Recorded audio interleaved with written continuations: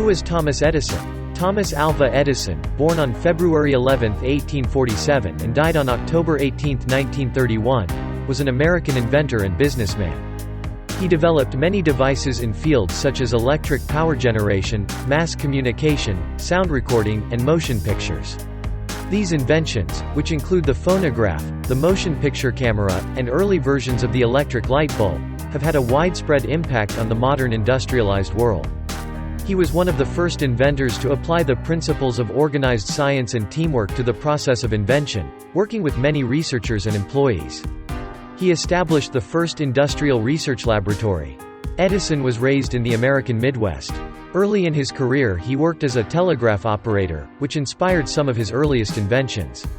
In 1876, he established his first laboratory facility in Menlo Park, New Jersey, where many of his early inventions were developed.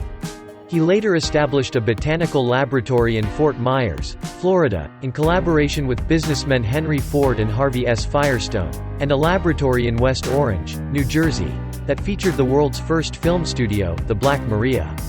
With 1,093 U.S. patents in his name, as well as patents in other countries, Edison is regarded as the most prolific inventor in American history.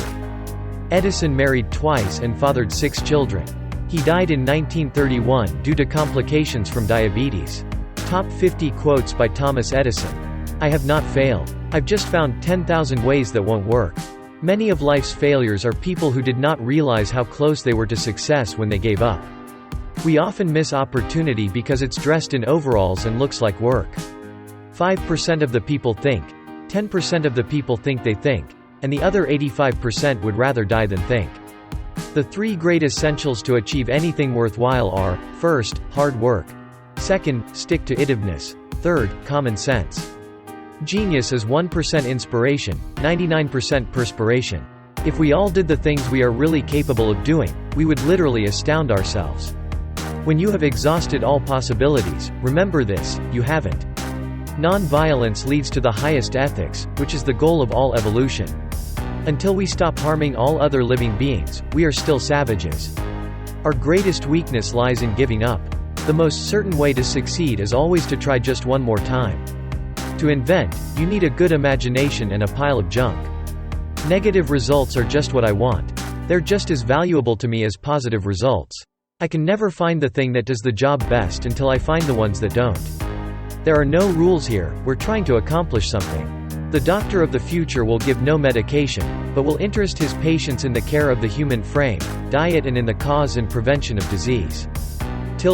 Just because something doesn't do what you planned it to do doesn't mean it's useless. The most necessary task of civilization is to teach people how to think. It should be the primary purpose of our public schools. The mind of a child is naturally active, it develops through exercise.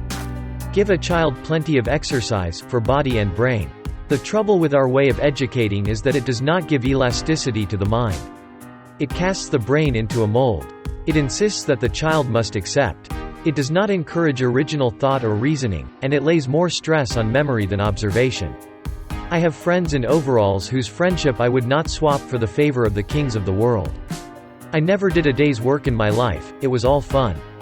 Restlessness is discontent, and discontent is the first necessity of progress. Show me a thoroughly satisfied man, and I will show you a failure. We are like tenant farmers chopping down the fence around our house for fuel when we should be using nature's inexhaustible sources of energy: sun, wind and tide. I'd put my money on the sun and solar energy. What a source of power. I hope we don't have to wait until oil and coal run out before we tackle that. To do much clear thinking, a person must arrange for regular periods of solitude when they can concentrate and indulge the imagination without distraction. Unfortunately, there seems to be far more opportunity out there than ability. We should remember that good fortune often happens when opportunity meets with preparation. Everything comes to him who hustles while he waits. I find out what the world needs. Then I go ahead and try to invent it. There's a way to do it better, find it. He had all the attributes of a perfect man, and, in my opinion, no finer personality ever existed. I never did anything worth doing by accident, nor did any of my inventions come by accident, they came by work. The first requisite for success is the ability to apply your physical and mental energies to one problem incessantly without growing weary. Being busy does not always mean real work. The object of all work is production or accomplishment, and to either of these ends there must be forethought, system, planning, intelligence, and honest purpose, as well as perspiration. Seeming to do is not doing. I am proud of the fact that I never invented weapons to kill. Nearly every person who develops an idea works at it up to the point where it looks impossible, and then gets discouraged. That's not the place to become discouraged. We will make electricity so cheap that only the rich will burn candles. All Bibles are man-made. There is no expedient to which a man will not go to avoid the real labor of thinking. Opportunity is often missed because it comes dressed in overalls and looks like work. Nature is truly wonderful. Only man is truly foul. I am not discouraged, because every wrong attempt discarded is another step forward. A good intention, with a bad approach, often leads to a poor result. Being busy does not always mean real work.